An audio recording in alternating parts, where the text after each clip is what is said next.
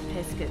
He may look like your average salty sea captain, but he's not average, and this trip is far from average.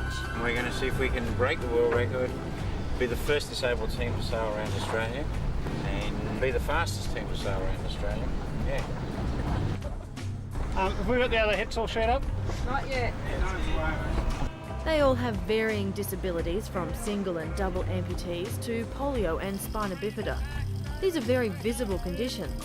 David, however, has a hidden disability, dyslexia, and it was undiagnosed for years, making his school life hell. On a good day you got humiliated, and a bad day you got caned.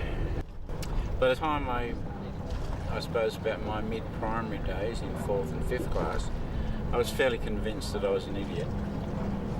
By the time I left school I knew I was. At 16, he was suicidal. It was then he was finally diagnosed with untreatable, profound dyslexia. His condition makes reading and writing impossible. However, after diagnosis, David no longer thought of himself as an illiterate failure. He went on to manage several successful businesses, and at 44, he'd earned enough to retire and pursue his dream of sailing full-time. Richard Branson, Tom Cruise and Whoopi Goldberg are all dyslexic, so obviously it doesn't mean you need to live a life of limitations. In fact, the opposite is often true. People who suffer with dyslexia are often more determined to succeed. They know they're intelligent and they have a lot to offer, and that's certainly true of David. He works really hard to help other people with disabilities.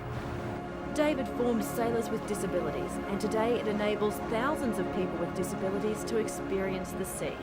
And not just trips around the harbour.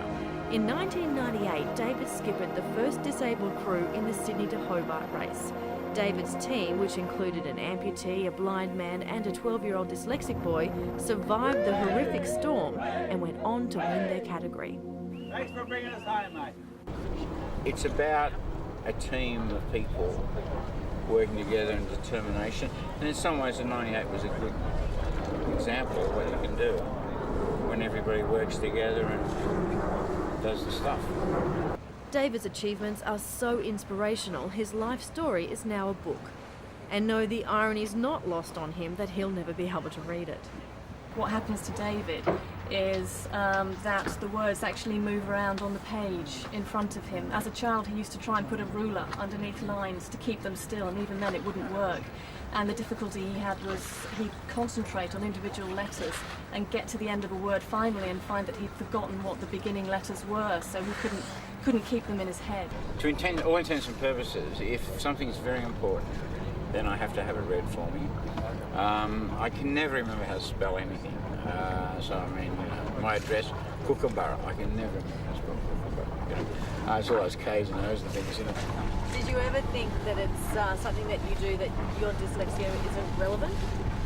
Yeah, I think so, because part of dyslexia and all that emotional stuff that goes with it, you get very hard, it becomes very difficult to separate what's real and what's not. When you're sailing in the ocean, what you see is what you get. But the most important thing is to be positive, to have something positive in your life, to know that you can do, and to know that dyslexia is just part of your life.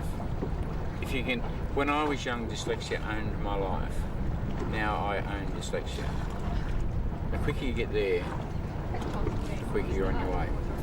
And with that in mind, David and his crew set off to sail around Australia.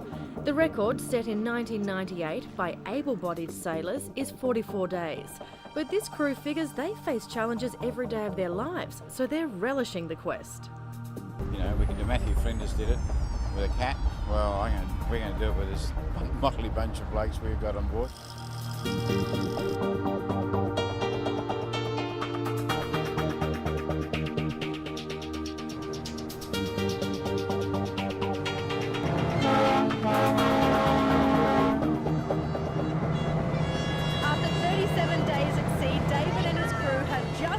Circumnavigating Australia unassisted, and they smashed the world record by 7 days. If only Sydney had turned on a nicer day for their homecoming. They got the rum out. The weather may not have been warm, but the reception certainly was.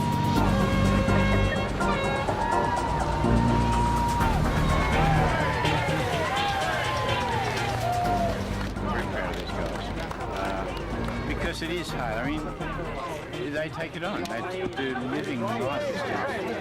And they get out there and take on all the bits and pieces that have to be taken on. And they just do it and do it with a smile and do it with good heart and good favour and continue to do it. It's impressive stuff. Well, congratulations, world record holder. Thank you.